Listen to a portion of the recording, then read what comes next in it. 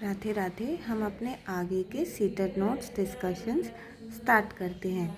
In the theory proposed by लेव Vygotsky private speech, जो theory लेव वाइगोत्स्की साहब ने बनाई है उसमें जो प्राइवेट स्पीच नाम का टर्म है से हम उसका क्या अर्थ है, उसका क्या मीनिंग है, प्राइवेट स्पीच का अर्थ क्या है।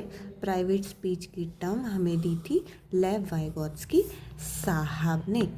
तो चलिए हम करते हैं। पहला ऑप्शन है helps the children to regulate her thinking, is a hindrance in the child's thinking, shows egocentrism of the child, decreases as the child is presented with the more challenging task। तो यहाँ पर जो private speech है वो लेव Vygotsky साहब के अनुसार है helps the children to regulate her thinking, यानी कि बच्चा अपनी आप को डायरेक्शन देता है, अपनी थिंकिंग को रेगुलेट करता है, अपने आप को समझाता है और अपने आप को एक लक्ष्य देता है, अपने आप को डायरेक्शन देता है। प्राइवेट स्पीच का एक अर्थ यह भी हो सकता है कि अपने आप से बातें करना।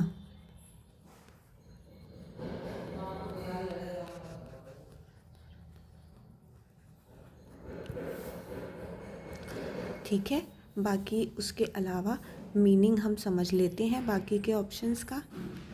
Is a hindrance in the child's thinking, यानी कि जो प्राइवेट स्पीच है वह एक बाधा है बच्चे की थिंकिंग में।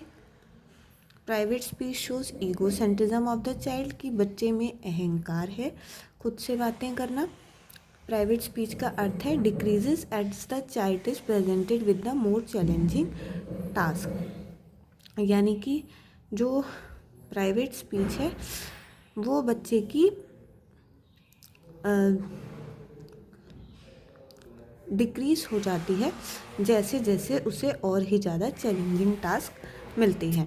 तो यहाँ पर प्राइवेट स्पीच का अर्थ, जैसा कि हमने पढ़ा, बच्चा अपनी थिंकिंग को रेगुलेट करता है, उसके अर्थ को समझता है, अपने आप से बातें करता है।